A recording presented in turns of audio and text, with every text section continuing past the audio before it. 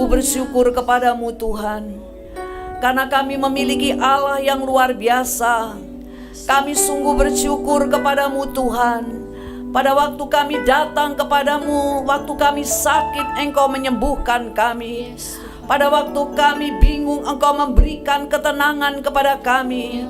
Pada waktu kami tersesat, Engkau menyelamatkan kami Tuhan, sehingga namamu boleh ditinggikan dan dimuliakan. Terimalah segala puji sembah kami, ucapan syukur kami, karena Engkau Allah yang besar, Allah yang luar biasa, yang bagimu tidak ada yang mustahil. Engkau berkuasa melakukan segala perkara. Terpujilah bagi namamu Tuhan. Kami menyerahkan seluruh kehidupan kami ke dalam tangan kuasa-Mu. Bapa yang ada di dalam surga, sekarang tiba waktunya kami akan mendengarkan firman-Mu. Berbicaralah kepada kami untuk kami bisa mengerti apa yang menjadi kehendak-Mu bagi kehidupan kami Tuhan. Terlebih lagi pada waktu kami memasuki bulan Desember ini, di mana kami sibuk dengan melakukan persiapan-persiapan yang ada menjelang Natal yang akan kami lakukan, kami rayakan. Oleh sebab itu Tuhan, tolonglah kami untuk kami bisa mengetahui apa yang Engkau kehendaki untuk kami lakukan dalam kehidupan kami ini. Pakailah hamba-Mu menjadi saluran yang bersih malam hari ini Tuhan, sehingga berkat yang Engkau sediakan bagi kami dapat kami terima dengan seutuhnya. Di dalam nama Tuhan Yesus kami menyerahkan semuanya ini. Haleluya, amin. Silakan duduk Bapak Ibu Saudara sekalian. Shalom, puji nama Tuhan. Malam hari ini kita akan melihat bersama-sama kebenaran firman Tuhan. Saudara sekalian, kita sudah memasuki bulan Desember, maka biasanya di bulan Desember kita akan merayakan hari Natal. Lalu apa yang terjadi? Menjelang Natal, menjelang memperingati Natal pada tanggal 24, 25 dan kemudian ada Natal-Natal yang lain, banyak kali kita disibukkan dengan segala kegiatan yang ada.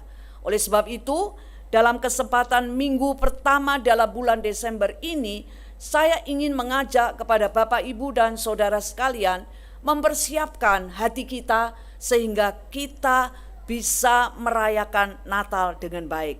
Oleh sebab itu, sore hari ini topik kebenaran firman Tuhan yang akan saya sampaikan mungkin agak berbeda dengan yang lain, tetapi seiring dengan ayat yang menjadi teks saya pada malam hari ini terdapat dalam Kidung Agung pasal 2 ayat 15. Kidung Agung pasal 2 ayat 15 mengatakan seperti ini. Tangkaplah rubah-rubah bagi kita, rubah-rubah kecil yang merusak kebun-kebun anggur, karena kebun-kebun anggur kami sedang berbunga. Saya ulang sekali lagi. Tangkaplah rubah-rubah bagi kita, rubah-rubah kecil yang merusak kebun-kebun anggur, karena kebun-kebun anggur kita sedang berbunga. Tangkaplah rubah kecil yang merusakkan hidupmu. Dalam persiapan Natal tahun ini saudara sekalian, Tuhan meminta kepada kita sekalian untuk tidak saja melakukan aktivitas kegiatan-kegiatan yang ada, terutama bagi saudara-saudara yang sibuk dengan menjadi panitia, pasti yang dipikirkan adalah bagaimana untuk bisa memeriahkan acara yang akan dibuat dalam Natal itu. Mereka pasti sibuk mencari dana. Mereka pasti sibuk mau pakai seragam apa. Mereka pasti sibuk acara apa, latihan apa, dan sebagainya. Sehingga seringkali sebelum Natal itu tiba, sebelum hari hanya itu sampai, saudara sekalian, terjadi bentrokan satu dengan yang lain, rasa ketidakpuasan satu dengan yang lain, tidak adanya kesepakatan, barangkali mau menentukan makanan apa yang akan disajikan di dalam acara Natal itu dan lain sebagainya. Sehingga merusakkan hati kita waktu kita mau menyambut hari kelahiran Tuhan itu. Oleh sebab itu, pada sore hari ini saya digerakkan oleh Tuhan untuk berbicara tentang rubah-rubah kecil yang bisa terjadi dalam kehidupan kita ini. Dikatakan tangkaplah rubah-rubah kecil yang merusak kebun anggur kita ini. Jadi saudara sekalian, yang dikatakan kebun anggur itu diilustrasikan dengan kehidupan kita. Lalu apa sih sebenarnya yang dimaksudkan dengan rubah itu? Mari kita lihat bersama-sama. Siapakah rubah itu? Apa yang dimaksudkan dengan rubah-rubah kecil yang mengganggu kebun anggur kita? Apa rubah-rubah kecil yang bisa merusakkan kehidupan kita ini? Mari kita akan melihat terlebih dahulu apa sih rubah itu, saudara sekalian. Kita akan melihat tingkah laku dan perbuatan daripada rubah, kemampuan dari rubah. Apa sih rubah itu? Rubah adalah seekor hewan yang memiliki bulu yang indah dan lembut, memiliki banyak kemiripan dengan kucing dan kekerabatan dengan anjing dan serigala. Jadi sejenis kucing tetapi bukan kucing, seperti anjing, dan dalam firman Tuhan selain dikatakan rubah juga dikatakan anjing hutan, tetapi seringkali juga dikatakan serigala dalam terjemahan-terjemahan yang lain, saudara sekalian. Pekerjaannya bagaimana? Dia bekerja, dia aktif pada waktu petang. Mulai petang menuju ke malam, rubah ini melakukan kegiatannya. Dia mempunyai wajah dengan moncong sempit yang panjang. Lalu dia menyimpan ciri khas di mana gigi taringnya itu dipakai, yang tajam itu dipakai untuk menangkap mangsanya. Kemudian matanya itu, pupilnya itu orientasinya adalah vertikal, sehingga dia punya kemampuan untuk melihat di dalam tempat yang redup, yang kurang cahaya, tetapi matanya begitu tajam sehingga dia bisa melihat sesuatu yang ada di situ. Lalu dengan matanya itu dia berburu untuk menangkap mangsanya. Dia mengintai, dia menerkam mangsanya dengan sangat ganas, saudara sekalian. Bukan hanya itu, rubah itu bukan hanya seperti itu, tetapi ada keistimewaan yang lain lagi. Dikatakan saudara sekalian, rubah itu bisa mengeluarkan suara yang beragam-ragam sampai 40 suara. Ada saat-saat tertentu dia menggonggong dengan sangat melengking tinggi. Ada saatnya dia berceloteh dengan suara yang parau, menjerit, kemudian memekik sesuai dengan kebutuhan yang ada. Itulah rubah. Dia bisa berganti suara sampai 40 suara. Kemudian keistimewaan yang lain, rubah juga bisa melompat sangat tinggi. Lalu saudara sekalian, kalau dia ingin melindungi dirinya, lalu dia ingin memberitahukan kepada yang lain bahwa ini adalah daerahku, ini adalah tempat tinggalku, maka dia biasanya mengeluarkan bau yang tidak sedap, sehingga orang-orang atau orang-orang yang mencium bau itu akan mengetahui di situ ada rubah, tempat rubah yang ganas ini. Kemudian dia memiliki pendengaran yang tajam, luar biasa saudara sekalian.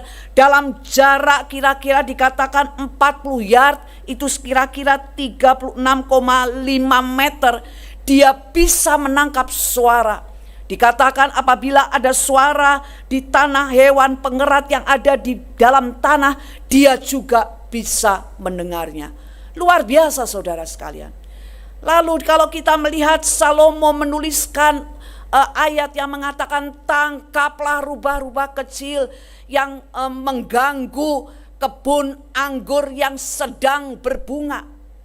Dalam arti kata lain saudara sekalian, bahwa kalau kita berbicara tentang rubah ini, maka menunjukkan bahwa binatang ini adalah satu binatang yang sangat merugikan. Karena dia punya kebiasaan-kebiasaan yang jahat.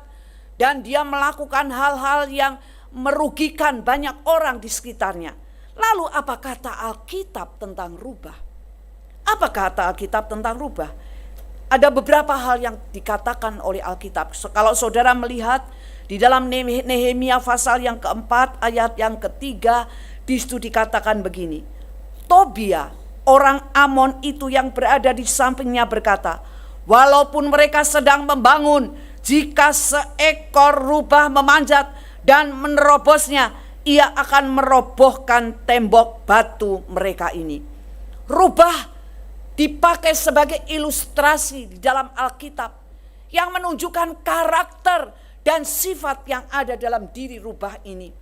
Dalam cerita ini dikatakan pada waktu Nehemia menggerakkan orang-orang untuk membangun tembok Yerusalem. Sementara mereka sedang membangun, ada dua orang yang bernama Tobia dan Sanbalat itu menentang. Mereka tidak suka melakukan kegiatan ini, lalu mulai melakukan provokasi, melakukan tindakan-tindakan yang tidak disukai. Pada waktu Tobia melihat Nehemia sedang mulai membangun tembok itu, dia mengejek dan mengatakan, walaupun kamu membangun, nanti akan roboh juga seperti seekor rubah yang menerobos dan menghancurkan tembok itu. Dilukiskan seperti rubah. Berarti saudara sekalian, rubah diilustrasikan, menggambarkan satu binatang yang memiliki sifat untuk merobohkan semangat, mematikan semangat, menghancurkan semangat seorang yang sedang melakukan pekerjaan bagi kemuliaan nama Tuhan. Rubah menggambarkan sifat merobohkan semangat. Kemudian yang kedua, saudara sekalian, kita bisa melihat peristiwa yang terjadi dengan Simson, saudara sekalian. Pada waktu itu Simson tertarik dengan seorang wanita dari Filistin, kemudian dia mengambilnya menjadi istrinya. Tetapi apa yang terjadi saudara sekalian, waktu dia mengambil istrinya, kemudian si Simson ini membuat teka-teki. Dikatakan kalau kamu kalah dengan teka-tekiku, maka kamu akan membayar. Apa yang terjadi, teka-tekinya dibuat pada waktu dia dalam perjalanannya untuk melamar wanita Filistin ini. Dia melihat ada singa yang dia akan menerkam dia tangkap, kemudian dihancurkan, dirobekkan mulutnya. Lalu kemudian waktu dia balik dari tempat itu untuk melihat singa itu, ternyata di dalam singa itu ada madu. Lalu dia membuat sebuah teka-teki, dari makanan akan keluar sesuatu yang manis. Lalu apa yang terjadi saudara sekalian? Waktu dia memberikan teka-teki itu kepada orang-orang Filistin, dikatakan, aku akan memberikan engkau 30 baju kebesaran untuk kalau kamu kalah. Dan apa yang terjadi saudara sekalian? Waktu si Simson ini kembali dalam peristiwa ini, dia kembali pulang untuk menengok istrinya. Apa yang terjadi saudara sekalian? Istrinya telah diambil oleh orang lain. Diambil orang lain karena orang-orang Filistin itu telah bisa menjawab teka-teki yang disampaikan oleh Simson itu. Akibatnya Simson menjadi sangat marah. Dia mengatakan, aku tidak berbuat salah, tetapi engkau telah melakukan kesalahan itu. Lalu apa yang dibuat saudara sekalian dalam Hakim-Hakim pasal 15 ini dikatakan, lalu Simson pergi menangkap 300 ekor rubah, lalu mengambil obor, mengikat ekor dengan ekor dan menaruh sebuah obor di antara tiap-tiap 2 ekor di tengah-tengahnya. Kemudian menyalakan obor itu dan melepaskan rubah-rubah itu ke gandum yang belum dituai kepunyaan orang Filistin, dan membakar dari tumpukan-tumpukan gandum dan yang belum dituai sampai ke perkebunan anggur dan zaitun. Bapak, Ibu, dan saudara-saudara sekalian yang dikasihi oleh Tuhan, di dalam cerita ini kita melihat bahwa Simson mengambil rubah, kemudian 2 rubah itu ekornya diikat, kemudian diberikan obor, dibakar saudara sekalian, membangkitkan emosi daripada rubah ini sehingga melakukan tindakan-tindakan yang tidak baik. Dia merajalela masuk ke daerah tumpukan-tumpukan gandum yang belum sempat untuk dituai telah dimusnahkan. Saudara sekalian, rubah menggambarkan emosi kemarahan yang merusak dan yang menghancurkan. Jadi saudara sekalian, ada 2 pengertian tadi. Dikatakan bahwa rubah itu bisa meredakan atau menghancurkan semangat. Rubah juga bisa mendatangkan kemarahan yang merusak dan menghancurkan. Satu lagi saudara sekalian, pada waktu Tuhan Yesus sedang melayani di dunia ini, apa yang terjadi? Kalau kita membaca dalam Lukas pasal 13 ayat 31 sampai dengan ayat yang ke-33. Pada saat itu beberapa orang Farisi datang kepada Yesus dan berkata, "Pergilah, tinggalkan tempat ini, karena Herodes mau membunuhmu." Yesus menjawab mereka, "Pergilah dan katakanlah kepada rubah itu, hari ini dan besok aku akan mengusir roh-roh jahat dan menyembuhkan orang, dan pada hari ketiga aku akan menyelesaikan pekerjaanku. Akan tetapi aku harus melanjutkan perjalanan hari ini, besok dan lusa, karena tidak mungkin seorang nabi mati di luar Yerusalem." Rubah menunjukkan sifat yang licik, sifat yang jahat. Dikatakan, siapa yang dikatakan rubah ini? Rubah ini adalah Herodes, dilukiskan sebagai rubah karena dia akan membunuh Yesus. Dikatakan Herodes licik, Herodes memiliki sifat yang jahat, maka dikatakan rubah menggambarkan sifat yang licik dan jahat. Tangkaplah rubah-rubah kecil dalam kehidupanmu. Berbicara tentang rubah, rubah memiliki sifat yang menghancurkan semangat. Rubah memiliki sifat yang menimbulkan kemarahan, menimbulkan kerusakan, menghancurkan. Rubah juga memberikan sifat yang licik dan jahat. Siapakah rubah sebenarnya, saudara sekalian? Tingkah laku rubah identik dengan tingkah laku iblis. Tingkah laku rubah, next. Tingkah laku rubah lebih identik dengan tingkah laku iblis. Jadi kalau kita dikatakan tangkaplah rubah-rubah kecil di dalam kehidupan, berjaga-jagalah dengan iblis yang menjadi musuh kita untuk menghancurkan hidup kerohanian kita. Iblis adalah pembunuh. Kalau kita membaca dalam Yohanes pasal 8 ayat yang ke-44, dikatakan, "Iblislah yang menjadi bapamu, dan kamu ingin melakukan keinginan-keinginan bapamu. Ia adalah pembunuh manusia sejak semula dan tidak hidup dalam kebenaran. Sebab di dalam dia tidak ada kebenaran. Apabila ia berkata dusta, ia berkata atas kehendaknya sendiri, sebab ia adalah pendusta dan bapa segala dusta." Iblis adalah pembunuh, saudara sekalian. Iblis adalah pendusta. Iblis adalah bapa segala pendusta.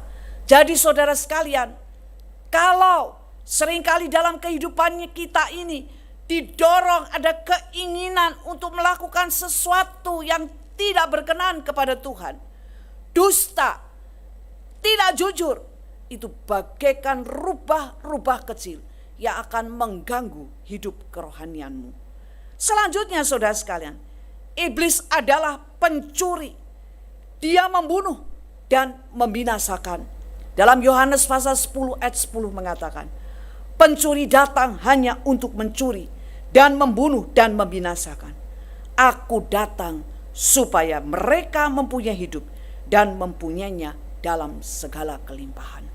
Saudara-saudara sekalian, apa yang dilakukan oleh rubah itu identik dengan apa yang dilakukan iblis. Jangan sekali-kali kita mengatakan bahwa apa yang dilakukan iblis adalah sesuatu yang baik. Apa yang dilakukan iblis adalah sesuatu yang menguntungkan kita. Saya mau katakan bahwa segala sesuatu yang dilakukan oleh iblis yang menjadi musuh kita, dia memiliki sifat yang sangat merugikan kita. Dia membunuh, dia membinasakan iman kita, dia menghancurkan semangat kita. Dia menjadi orang oknum yang licik, yang mendorong kita untuk melakukan perbuatan-perbuatan yang jahat. Dan jangan heran saudara sekalian, iblis juga seringkali menyamar seperti malaikat yang memancarkan sinar terang. Dia adalah malaikat terang, saudara sekalian. Dalam 2 Korintus 11 ayat 14 dikatakan, dan hal itu tidak mengherankan, karena iblis pun sering menyamar seperti malaikat yang memancarkan sinar terang, supaya bisa menipu manusia sebagai pembawa pesan Allah. Banyak kali kita menggambarkan iblis seperti yang saya tunjukkan dalam gambar itu. Dia punya telinga lebar, dia nampaknya kelihatannya menyeramkan. Tetapi sadarlah saudara sekalian, bahwa kadang-kadang iblis datang kepada kita, mengganggu kehidupan kerohanian kita, membuat kita ragu-ragu dalam pengiringan kita kepada Tuhan, membuat kita malas mengikut Tuhan, membuat kita tidak mau lagi melakukan kebenaran firman Allah. Datang bukan dengan wajah yang menyeramkan, tetapi datang dengan cara-cara yang berbeda-beda, yang nampaknya tidak apa-apa, tetapi ternyata dia adalah iblis yang menyamar sebagai malaikat terang. Bapak, Ibu, dan saudara sekalian, rubah merupakan hal-hal kecil yang bisa merusak kehidupan kerohanian kita. Tidak menunggu sesuatu yang besar, tetapi rubah merupakan hal-hal yang kecil yang bisa merusakkan kehidupan kerohanian kita. Apa saja saudara sekalian? Kalau kita melihat next, satu peristiwa yang besar lagi, satu lagi. Ada seorang pelari, dia menghasilkan prestasi yang luar biasa. Pelari ini, pejalan kaki. Jadi dia orang yang biasa berjalan kaki.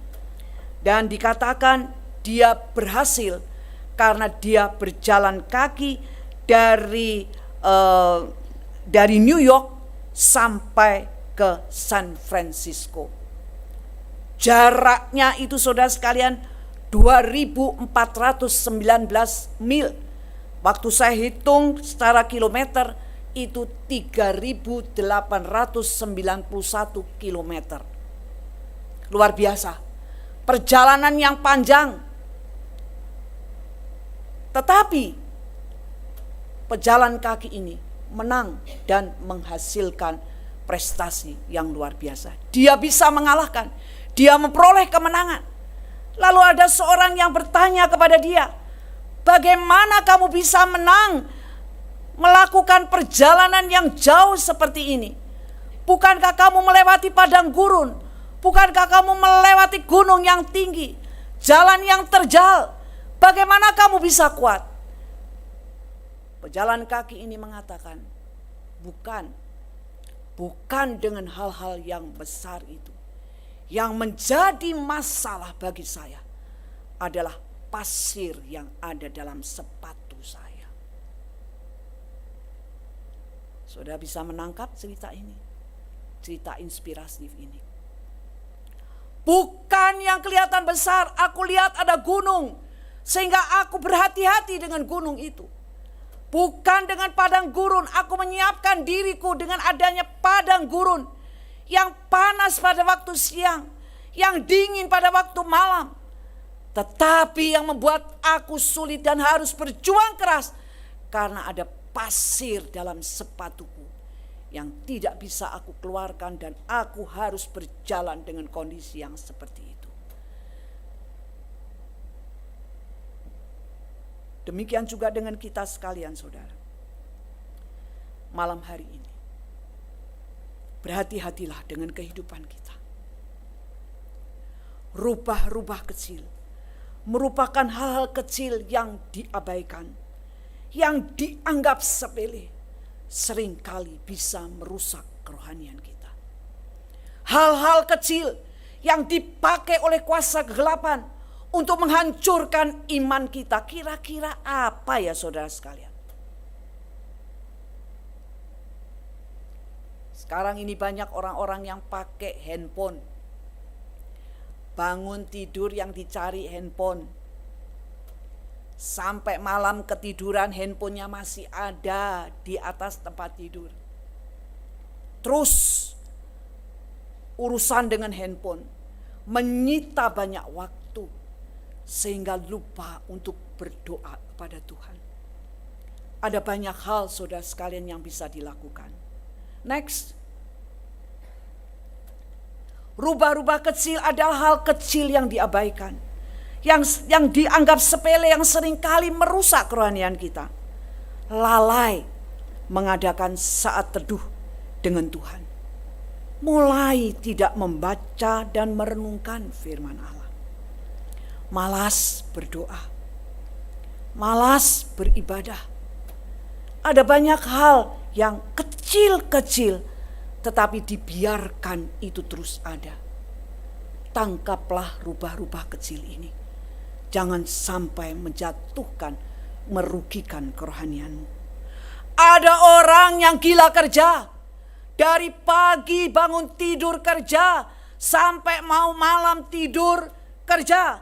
Kecapean kerja, membuat emosi tidak stabil, gampang marah, mudah tersinggung, membuat kehidupan karakter kita tidak lagi berkenan kepada Tuhan. Ini rubah-rubah kecil yang membuat hidupmu tidak bisa menjadi berkat bagi orang lain. Gila kerja, lupa mencari persekutuan dengan Tuhan. Seringkali kita membiarkan kekecewaan, keletihan, kekhawatiran dalam menghadapi persoalan hidup ini. Bingung dengan keadaan kebutuhan ini, konsentrasi kepada memikirkan hal-hal yang belum tentu terjadi. Waktu itu terjadi saudara sekalian, ini bisa menjadi rubah-rubah kecil yang akan merusakkan hidup kerohanian kita. Perbedaan kecil suami istri dalam rumah tangga bisa membawa akibat yang besar sehingga terjadinya perceraian. Yang satu seorang yang praktis, yang satu seorang yang detail, tidak bisa ketemu. Kalau ini dibiarkan terus saudara sekalian, menjadi sesuatu yang menjadi bibit untuk menjatuhkan iman kita. Saudara sekalian, pergaulan kita dengan sesama, dengan teman-teman yang mungkin nampaknya tidak apa-apa awalnya, tetapi waktu saudara mulai bergaul dengan orang itu, tanpa disadari telah menjauhkan saudara daripada Tuhan. Ceklah dalam kehidupan saudara masing-masing apa yang bisa menjadi rubah-rubah kecil dalam hidup saudara, yang membuat saudara jauh dari Tuhan, yang membuat saudara tidak lagi dekat dengan Tuhan. Saya ingat waktu saya masih memiliki anak kecil saudara sekalian, saya ingat waktu itu anak saya yang pertama masih kecil, saya gendong. Saya itu suka sekali mengisi teka-teki silang. Wow, beli buku asa-asa otak itu enggak boleh sampai terlambat. Jadi kalau saya kelewat, beli nomornya itu kelewat, saya mesti marah sama Pak Simon.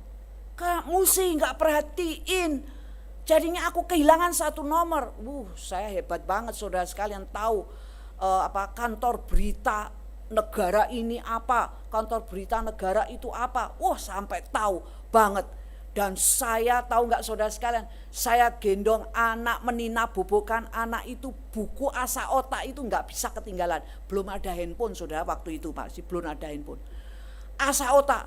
Jadi sambil menimang anak ini, sambil bawa bolpen, dengan buku asa otaknya saya mulai mencari tahu, kalau kurang satu saya cari di kamus untuk mendapatkan, dan akhirnya memang ada hasilnya.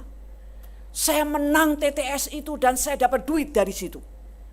Setelah itu berjalan beberapa waktu, tiba-tiba Tuhan menegur saya dan mengatakan, hati-hati dengan rubah kecil ini. Membuat jam doamu berkurang.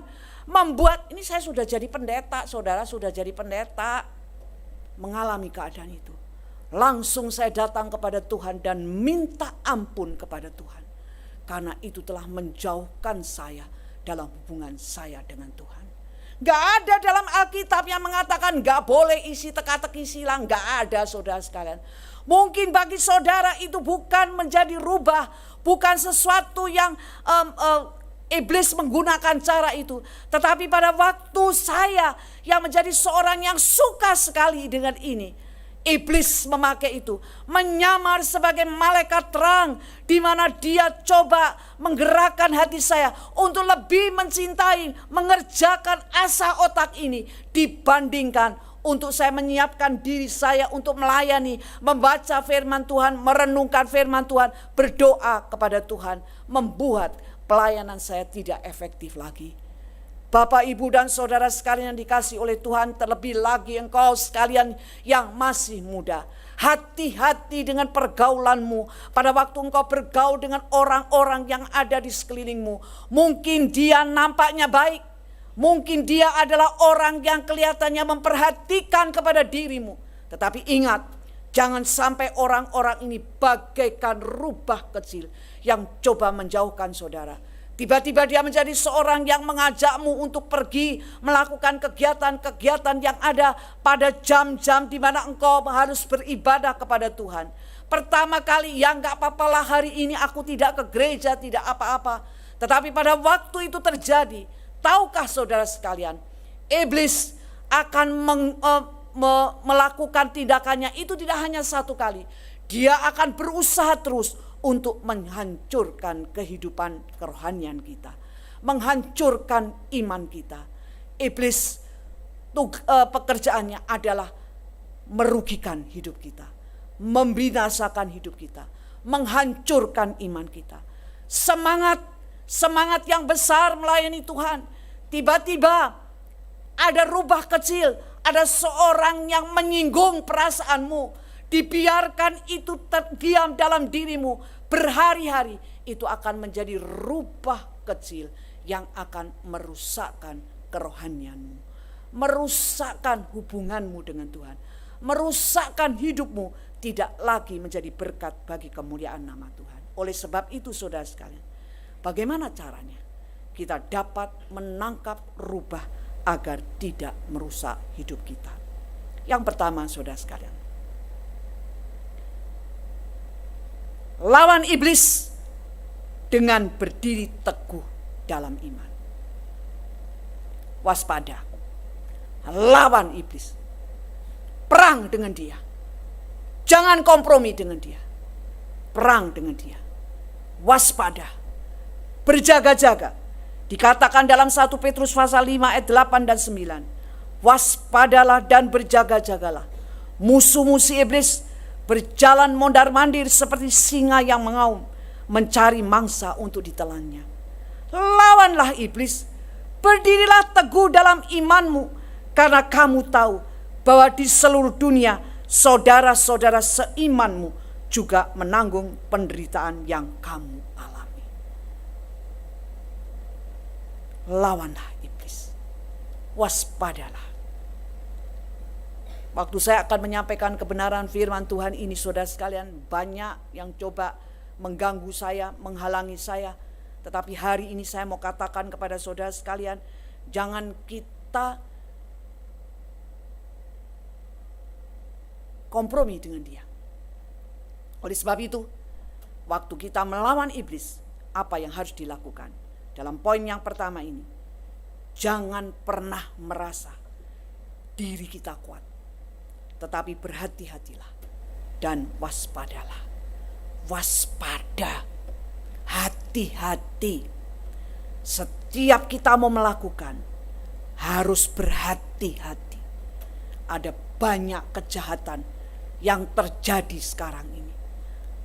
Nampaknya baik, tetapi buntutnya, belakangnya menjadi tidak baik. Semua ini bisa diatasi kalau engkau menjaga imanmu tetap kuat di dalam Tuhan. 1 Korintus 10 ayat 12 mengatakan, jadi berhati-hatilah kalau saudara mengira mustahil saya akan berbuat demikian. Hendaklah saudara waspada, karena saudara juga mungkin jatuh ke dalam dosa. Tidak ada seorang pun yang menjadi sombong. Tidak ada seorang pun yang harus menjadi merasa dirimu kuat. Kalaupun saya sebagai seorang hamba Tuhan tidak bisa mengatakan aku lebih kuat dari engkau sebagai anggota jemaat. Tidak, saudara sekalian. Karena Kalau kita tidak berhati-hati, kalau kita tidak waspada, maka siapapun, tidak peduli dia hamba Tuhan, dia bisa jatuh dalam dosa. Jadi jangan pernah merasa diri kita kuat. Waspadalah, waspadalah, berhati-hatilah dalam pergaulan kita, dalam segala hal yang kita lakukan. Berjaga-jagalah, waspadalah. Kemudian yang kedua, saudara sekalian, dalam berjaga-jaga, waspada untuk melawan iblis, terus berjuang untuk percaya penuh kepada Tuhan. Di dalam 1 Korintus 16 ayat 13 mengatakan, waspadalah dan teruslah percaya penuh kepada Kristus, berjuanglah dengan berani demi Yesus, dan tetaplah berpegang kepada Dia. Ini semua bisa terjadi, saudara sekalian, kalau saudara dan saya itu adalah seorang yang suka belajar firman Tuhan. Karena makin banyak saudara mengerti firman Tuhan itu bisa menangkis untuk menolong kita menguasai, menghancurkan kuasa iblis ini. Di mana kita berjuang dengan iman kita. Karena pada waktu kita belajar firman Tuhan, iman kita akan bertambah. Kita memiliki pemahaman yang lebih lagi dalam kebenaran-kebenaran firman Tuhan. Maka dalam yang kedua dikatakan teruslah berjuang. Waspada dan teruslah berjuang. Dan yang ketiga, saudara sekalian, jangan melepas keyakinanmu, tetaplah sabar dalam kesusahan. Jangan sekali-kali saudara mundur. Jangan sekali-kali saudara mundur. Jangan sekali-kali saudara mengatakan aku tidak lagi mau ikut Tuhan. Tetapi dikatakan tetaplah berani. Janganlah ada siapapun di antara kalian yang melepaskan keyakinannya kepada Kristus, yang sudah kalian pegang teguh sampai sekarang. Karena keyakinanmu itu akan menghasilkan upah yang besar. Yang penting bagi kita sekarang adalah tetap sabar dalam kesusahan, supaya kita tetap melakukan kehendak Allah. Dengan demikian kita akan menerima semua yang dijanjikan Allah kepada kita. Lawan, perangi, jangan bersahabat, jangan kompromi dengan kuasa kegelapan, tetapi tentang konfrontasi, menyerang kuasa kegelapan ini. Kemudian yang kedua, saudara sekalian, hidup kita harus cerdik seperti ular dan tulus seperti merpati. Matius pasal 16 ayat yang ke-16, lihat, aku mengutus kamu seperti domba ke tengah-tengah serigala. Sebab itu hendaklah kamu cerdik seperti ular dan tulus seperti merpati. Dalam terjemahan TSIE dikatakan, perhatikanlah, aku mengutus kalian ke dalam keadaan yang mengerikan, seperti keadaan ketika domba-domba diserang kelompok serigala. Oleh karena itu hendaklah kalian masing-masing bijak seperti ular dan tulus seperti merpati. Yang kita akan pelajari pertama-tama, saudara sekalian, dikatakan, diilustrasikan waktu saudara dan saya sebagai anak-anak Tuhan itu di tengah-tengah dunia ini bagaikan domba yang diutus di dalam bertemu dengan kelompok serigala. Mengibaratkan saudara sekalian kita yang percaya kepadanya itu sebagai domba yang tidak memiliki alat serang. Penglihatannya rabun. Bisanya hanya melihat jarak dekat. Domba tidak pandai mencari makan. Domba mudah tersesat. Sulit mengingat jalan. Dan kalau terluka, dia perlu perawatan. Dia kalau tidak, dia akan mati. Intinya saudara sekalian, domba atau kita manusia adalah hewan yang lemah dan tidak dapat hidup tanpa gembalanya, yaitu Allah. Domba harus melewati dunia penuh tantangan ini yang bagaikan serigala, kejam, penuh tipu muslihat dan buruk adanya. Bapak, Ibu dan saudara sekalian yang dikasihi oleh Tuhan, ingatlah, kita diilustrasikan sebagai domba di tengah-tengah kawanan serigala. Di tengah-tengah dunia yang jahat, dunia sudah menjadi milik kuasa kegelapan. Seringkali dikatakan bahwa kita bukan menjadi milik dunia ini lagi, Tetapi kita masih ada dalam dunia ini. Apa yang harus dilakukan? Kita harus cerdik seperti ular. Cerdik. Tentunya kalau dikatakan cerdik seperti ular, tadinya saya berpikir, wah, berarti saya ingat peristiwa yang terjadi di Taman Eden, di mana Adam dan Hawa jatuh dalam dosa karena ular yang begitu cerdik. Memang saudara sekalian, cerdik itu berarti cepat mengerti tentang situasi dan pandai mencari pemecahannya. Jadi cepat sekali tahu caranya bagaimana menyelesaikan masalah itu. Namun saudara sekalian, kecerdikan juga bisa berarti negatif. Kecerdikan bisa dipakai untuk melakukan sesuatu yang licik, yang menguntungkan diri sendiri, dan dengan segala tipu muslihatnya mungkin memanfaatkan orang lain. Tetapi saudara sekalian, dalam pengertian cerdik seperti ular ini, bukan cerdik yang mencelakakan orang lain, bukan cerdik yang menguntungkan diri sendiri, bukan cerdik yang licik, tetapi cerdik seperti ular ini dikatakan dalam terjemahan lain bijak, bijaksana. Dia bertindak sesuai dengan pikiran, akal yang menghasilkan sesuatu yang baik, tidak menjadi bodoh dan penuh kehati-hatian. Bijak dalam menyikapi segala sesuatu. Bijak dalam arti kata saudara sekalian, berpikir panjang sebelum melakukan sesuatu. Dia melihat apa yang akan aku lakukan ini. Kalau aku melakukan begini, jadinya begini. Kalau aku melakukan begitu, jadinya seperti itu. Oleh sebab itu dalam Mazmur pasal 90 ayat yang ke-12 mengatakan, ajarlah aku Tuhan menghitung hari-hariku seperti sedemikian sehingga aku beroleh hati yang bijaksana.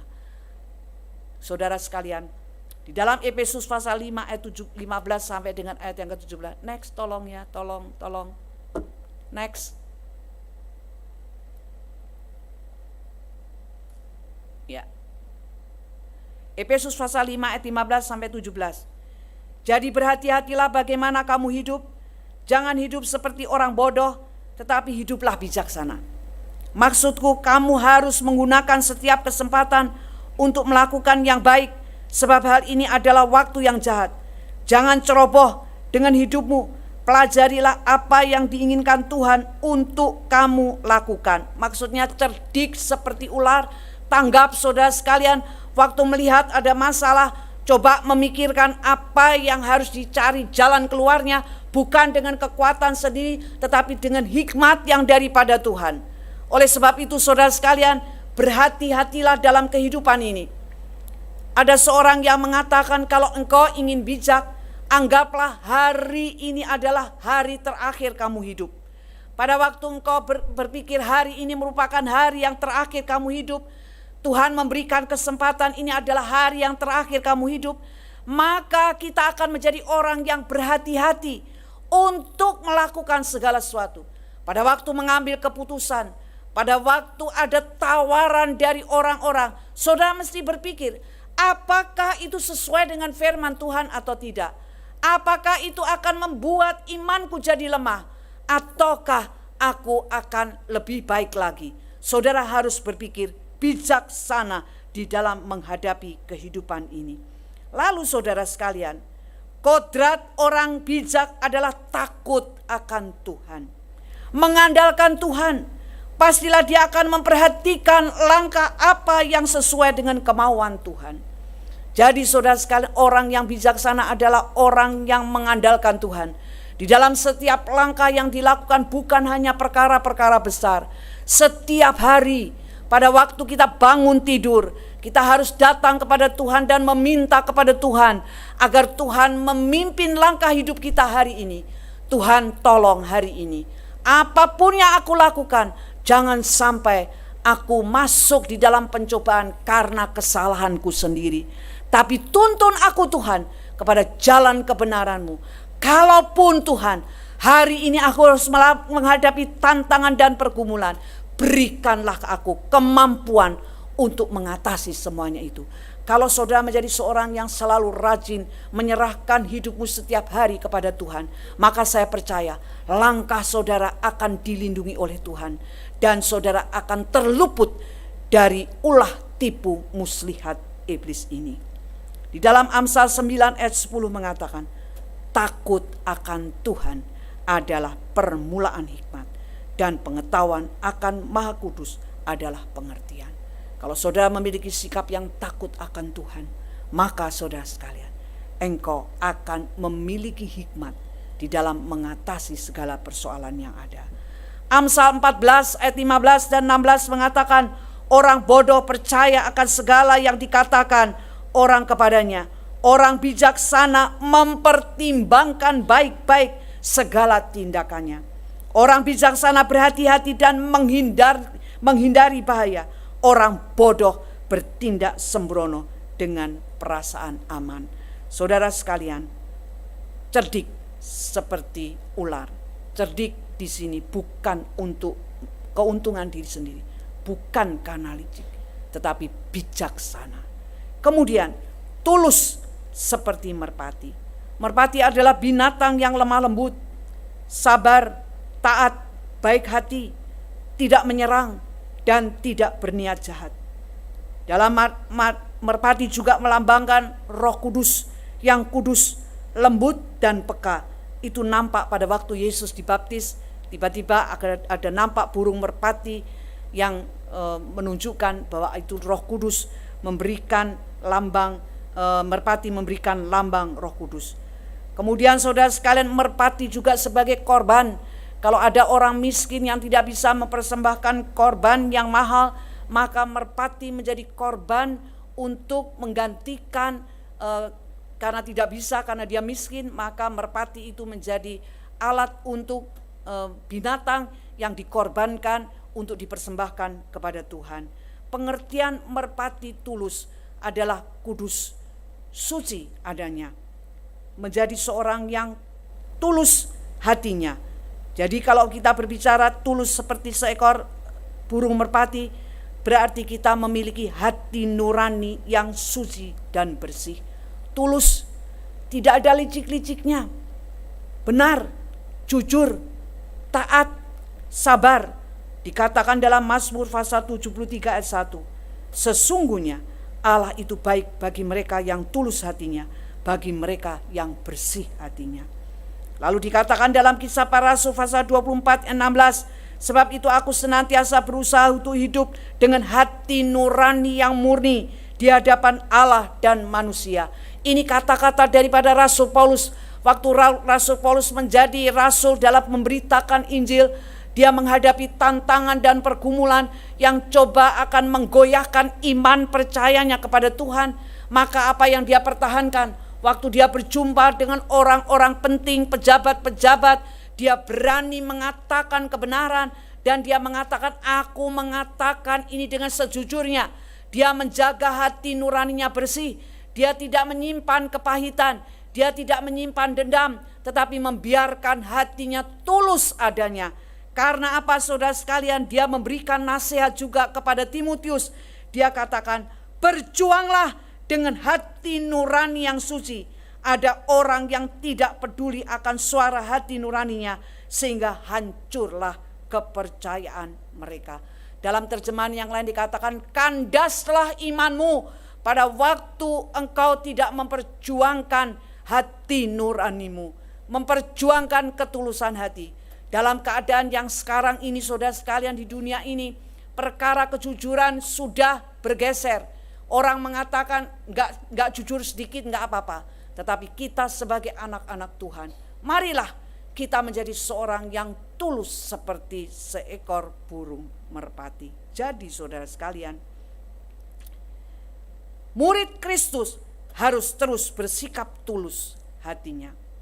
Lemah lembut, baik hati, rela berkorban, sopan dalam perkataan dan perbuatan, terutama berhubungan dengan musuh-musuh yang ada di sekitar kita. Jagalah agar hidup karakter kita menjadi seperti karakter Kristus. Jadi saudara sekalian, cerdik seperti ular dan tulus seperti merpati. Maksudnya Orang Kristen dalam menjalani kehidupan di dunia yang jahat ini harus pandai menghindari bahaya tanpa menjadi berbahaya bagi orang lain, dan tulus tanpa menjadi bodoh. Kita memerlukan kecerdikan dan ketulusan agar mampu menilai. Next. Saya ulang, saudara sekalian. Yang dimaksudkan cerdik seperti ular dan tulus seperti burung merpati, itu maksudnya, saudara sekalian, orang Kristen itu dapat menghindari dunia yang jahat ini dengan harus pandai menghindari bahaya tapi tidak merugikan orang lain. Jadi bijaksana. Kemudian dalam kecerdikan dan ketulusan itu kita harus memiliki hati nurani yang bersih, tulus, jujur, baik, sesuai dengan kebenaran firman Tuhan. Jadi saudara sekalian, apa yang harus kita lakukan? Tangkaplah rubah-rubah kecil dalam hidupmu.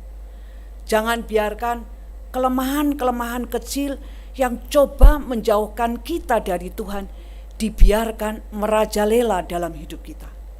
Malas berdoa, malas baca firman Tuhan, malas untuk beribadah, lebih mementingkan pekerjaan daripada persekutuan dengan Tuhan, dan masih banyak hal yang lain. Penting bagi kita, saudara sekalian, perbedaan pendapat yang membuat kita memiliki kepahitan dalam hidup kita, itu dibiarkan terus dalam hati kita. Maka ini akan menjadi rubah menjadi sesuatu yang akan menghancurkan iman kita. Oleh sebab itu, saudara sekalian, tangkap, jangan biarkan kehidupanmu dirusakkan dengan kelemahan-kelemahan yang dibiarkan terjadi dalam hidup saudara dan saya. Pada akhirnya, saudara sekalian, waspadalah, berhati-hatilah. Jangan pernah ada yang merasa dirimu kuat, tetapi jagalah hidupmu untuk mendekatkan diri kepada Tuhan. Belajar firman Tuhan, mengisi hidupmu dengan kebenaran-kebenaran firman Tuhan. Dengan cara apa? Melawan kuasa kegelapan itu dengan iman yang teguh. Iman akan diperoleh salah satunya, saudara sekalian, pada waktu saudara belajar membaca firman Tuhan dan merenungkan firman Tuhan. Waktu saudara memahami kebenaran firman Tuhan itu akan membangkitkan iman kita. Iman juga bisa dikuatkan lewat pengalaman-pengalaman kehidupan kita. Mungkin saudara menghadapi keadaan yang tidak cocok dengan keinginan hatimu, tetapi waktu itu terjadi, jangan mundur dalam kepercayaanmu kepada Tuhan. Tetap setia mengiring kepada Tuhan. Lalu saudara sekalian, apa yang harus saudara lakukan? Lawan dia dengan imanmu. Dan ingat, hiduplah bijaksana. Jangan sembrono. Jangan cepat-cepat mengambil keputusan dengan pengertianmu sendiri. Tetapi saudara sekalian, bijaksana, minta hikmat dari Tuhan, takut akan Tuhan, dan jaga hati nuranimu tetap bersih. Maka engkau akan menjadi pemenang-pemenang. Kalaupun ada kerikil dalam sepatumu, engkau akan mampu menyelesaikan perjalanan imanmu sampai kepada tujuan. Kiranya ini akan memberikan dorongan kepada kita sekalian, nasihat dalam hidup kita. Pada akhirnya, selidiki hati kita masing-masing. Adakah ganjalan-ganjalan yang mengganggu iman kita? Cepat bereskan kepada Tuhan, maka Tuhan akan menolong saudara sekalian. Mari kita berdoa.